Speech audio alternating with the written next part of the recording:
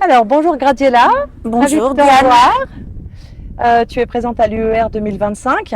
Donc, tu as fait le Oui. trajet depuis ta Haute-Savoie, c'est ça? Et oui. Voilà. Et donc, alors, raconte-nous un peu où en est ton association, les avancées.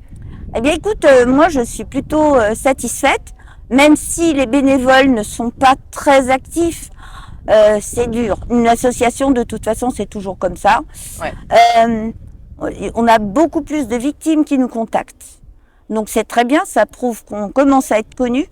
Moi, je suis ravie d'avoir créé cette association avec donc comme marraine le docteur Astrid Stuckelberger, qui c'est pas rien. C'est pas rien. On a une super marraine, quoi. Et puis donc Patrick Garlati, qui est représentant, qui est le référent du 74 des Patriotes, qui est donc un bon réseau de communication. Et au moins, on est arrivé à réseauter un petit peu le fait qu'il faille déclarer les effets secondaires des vaccinations, qu'il faille que les victimes se manifestent.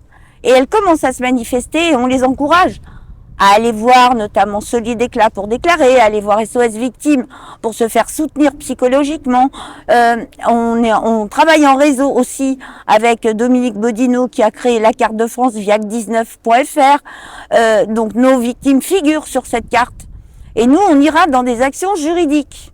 Donc on a lancé une cagnotte en ligne. Alors je vous invite à aller sur aresage.org, ARESAJ. Vous verrez la cagnotte en ligne, mettez 1 euro, mettez 5 euros. Vous soutenez les victimes pour leurs actions en justice. Et là, justement, on va suivre Marina Bouvard, qui est donc à Albertville, et donc qui a bien avancé sur son dossier au NIAM. Donc on l'a mise en lien avec notre avocate, qui est basée donc à Chambéry, qui sera donc pas très loin d'elle, et qui pourra l'accompagner pour l'expertise au NIAM qu'elle va avoir. Donc elle est arrivée à décrocher une expertise au NIAM, mais il faut qu'elle soit accompagnée avec un avocat. Et donc on va la soutenir donc cette Marina qui est vraiment dans un état terrible.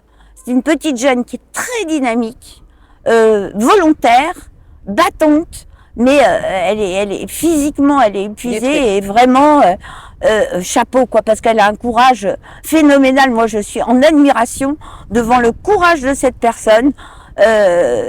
Vraiment pour moi, je me sens extrêmement humble face à cette grande personne qui se bat vraiment d'une manière structurée, posée, avec courage et détermination. Donc on va la soutenir. On en a soutenu déjà une. C'était donc Aline Goudard, qui a perdu son fils à l'âge de 23 ans et qui s'est battue pour récupérer le certificat de décès, enfin le rapport d'expertise d'autopsie de son fils. Donc Alexandre, décédée à l'âge de 23 ans suite aux injections, et il fallait qu'elle soit assistée par un avocat. Donc on a lancé une cagnotte en ligne. En un mois, on a récupéré 4 500 euros qu'on a versés intégralement à Aline pour ses frais de justice. Elle a eu des réponses du juge qui l'ont pas satisfaite et qui l'ont fait doucement rigoler, donc elle va continuer son action. Donc on la soutient. Donc on a pour l'instant 2 dossiers vraiment bien blindés et d'autres qui suivent. Donc on encourage tout le monde à aller sur aresage.org, verser 1 euro, 2 euros. C'est toujours ça. C'est une petite pierre à l'édifice. Oui, c'est l'union qui fait la force. Voilà. Et puis les victimes ont du mal à financer parce que leurs frais de justice, et pour certaines, n'ont pas de protection juridique. Donc déjà, il y a un premier point, contacter ces protections juridiques pour dire, voilà, je souhaite aller en justice parce que j'ai constaté que j'ai des effets secondaires. Puis après, faire appel à des avocats spécifiques, des accidents vaccinaux ou des accidents médicaux, ou éventuellement se retourner contre l'employeur qui a obligé les personnes à s'injecter pour ne pas perdre leur boulot. Voilà, déjà c'est ça. Et puis que les victimes aussi, on a un message à faire passer, ne perdent pas espoir, on continue à trouver des traitements pour pouvoir soulager leur douleur. Donc qu'elles ne perdent pas espoir, toutes les victimes. C'est un message déclaré, ne pas rester dans l'ombre, ne pas perdre courage parce qu'il y a des traitements qui commencent à à faire surface, Ouais. vous contactez Arrêtage, on a plein de pistes. On vous met en lien avec d'autres personnes. Nous, on ne soigne pas. On vous met en lien avec des personnes qu'on a sélectionnées. On a regardé toutes les personnes, ce qu'elles faisaient. On les a rencontrées pour voir si elles étaient fiables ou non. Et on vous met en lien avec ces personnes-là. On a la chance d'avoir rencontré le docteur Éric Loridan, d'avoir fait des émissions aussi, notamment sur TVADP avec docteur Astrid Stuckelberger, Éric Loridan, Éric Montana. Et ce médecin, on fait appel à lui, il nous donne des conseils, il nous aide. Mais ça augmente le moral, mais c'est Oui, fabuleux. Il faut se mettre en lien pour avoir plus de Voilà. force. Et donc, nous, en tant que bénévoles, ça nous soutient. Mais vous, en tant que victime, ça vous soutient aussi. Donc, c'est un enchaînement. Nous, on est là pour mettre en lien, pour vous aider, pour vous guider. On travaille aussi avec la Ligue nationale pour la liberté vaccinale. Donc, on a élargi notre réseau de manière à essayer d'apporter un maximum de solutions. Bon, on n'a pas toutes les solutions sur un plateau, ce serait si demain je disais youpi, on a trouvé le truc, non, c'est pas possible. Mais bon, il faut arriver à se poser les bonnes questions. Que tout le monde se dise avant cette pandémie, avant ces injections, avant une intervention chirurgicale, est-ce que j'étais en bonne santé? Depuis l'injection ou depuis l'intervention chirurgicale, est-ce que je vais mieux ou moins bien? Si je vais moins bien, que j'analyse les symptômes que j'ai et qu'après, je m'adresse à des associations pour voir d'où ça peut venir. Des médecins pourront analyser pour voir si ça peut venir de ça ou de ça. Oui, il y a beaucoup d'associations qui disent qu'il y a plein de victimes qui ne se savent pas Mais victimes. c'est ça, en fait. c'est ça. Elles ne se savent pas victimes, elles ne font pas le lien. C'est ça. Alors que bon, le lien, il est pluriel dans la mesure où on ne sait pas ce qu'il y a dans ces injections. Comme dirait notre marraine, ce n'est pas biologique. Maintenant, on commence à savoir qu'il y a des formules mathématiques, des formules algorithmiques. C'est une autre technologie. Mais ça n'a rien de biologique. On ne sait pas. On a trouvé des trucs biologiques. Est-ce que c'est les lames qui n'étaient pas bien nettoyées? On ne sait pas. Mais c'est pluriel. Et puis, comme il y a plein de poisons, il y a des poisons dans ces vaccins, des produits qu'on utilise dans l'industrie, et c'est marqué sur l'étiquette. Eh bien, on ne sait pas à long terme ce que ça peut provoquer. Donc, les symptômes peuvent être pluriels. Ça peut attaquer le système. De toute façon, ça attaque le système sanguin. Il y a des accidents, des thromboses, etc. Il y a des IAT, il y a plein de problèmes liés au système sanguin. Les myocardites, c'est le système cardiaque. Il y a des problèmes neurologiques énormes, des Guillain-Barré, etc. Maintenant, j'ai plein de victimes qui perdent la vue, qui ont des acouphènes. Et maintenant, des jeunes hommes qui, à partir de 40 ans, ont déjà des adénomes prostatiques. J'ai même des médecins qui m'ont contacté pour savoir si ça pouvait venir des injections. Si j'avais déjà dans le groupe Arrêtage l'information. Voilà. Et avec Dominique rassemble sur sa carte de France les numéros de l'eau et les pathologies correspondantes. Donc, on travaille ensemble pour faire une enquête. En fait, on fait une espèce d'enquête pour voir ce qui ressort. Voilà, pour voir. Alors moi, je viens de lancer un appel sur le groupe Arrêtage et sur le groupe de Dominique en audio pour signaler que justement, j'ai de plus en plus de jeunes hommes qui ont des problèmes de prostate.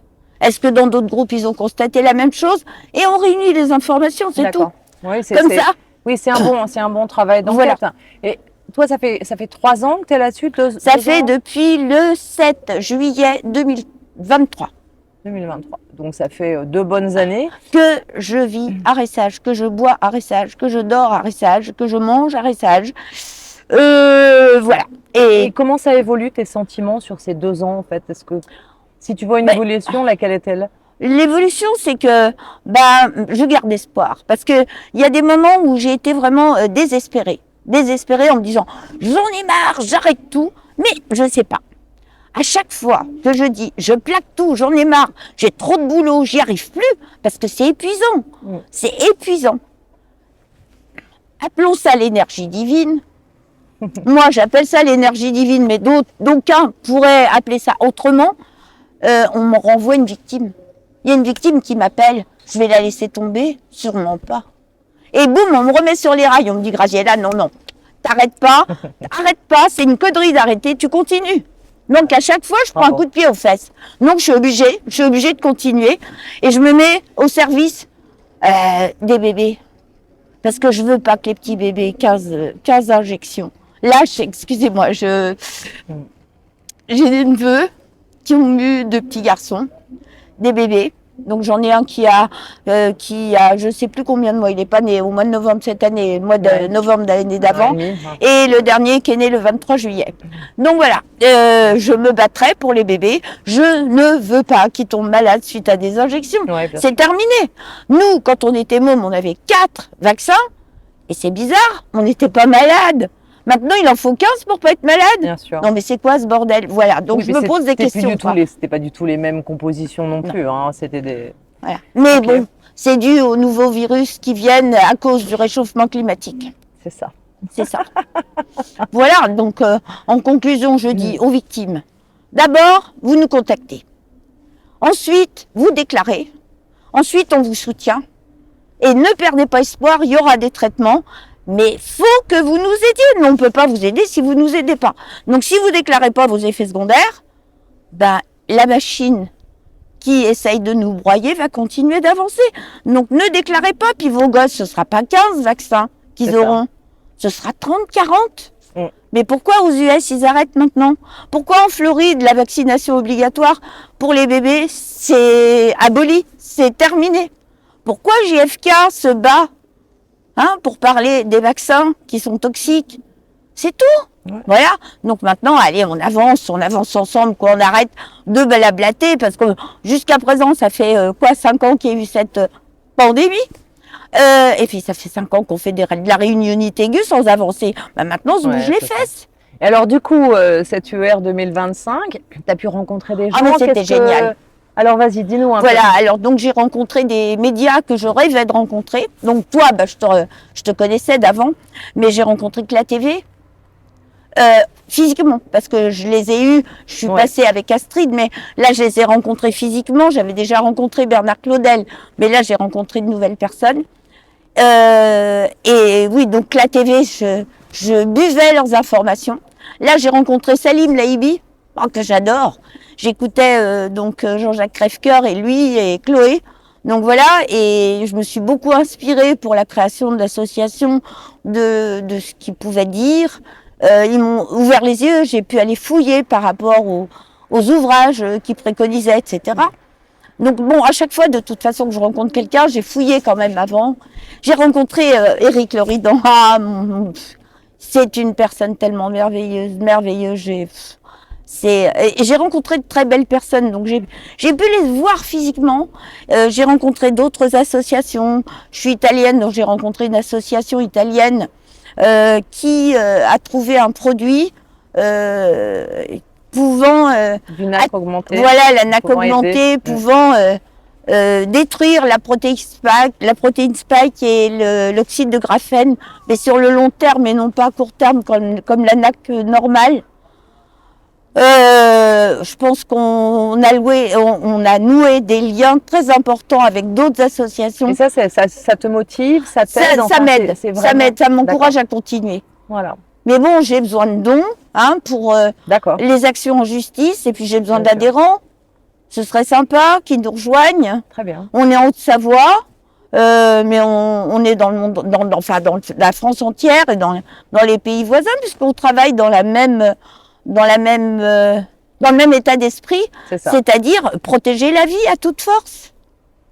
Parfait. Parce que bon, jusqu'à présent, tout fait qu'on essaye de détruire la vie.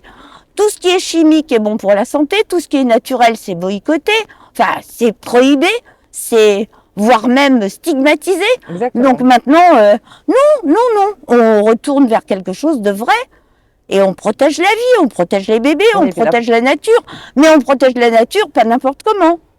Il faut prendre position réelle avec des faut arrêter de dire que c'est toi, Diane, qui, en balançant un bout de papier, tu vas polluer, alors qu'il y a le Mercosur qui nous arrive sur la tronche, avec toute la pollution que ça induit, les vaches qui crèvent en cours de route qu'on balance dans la mer, etc. Quoi. Ouais, le glyphosate, etc. Et, on en passe et des meilleurs. Et c'est qui? C'est pas toi, Diane, qui balance ta petite, ton petit bout de papier par terre qui pollue.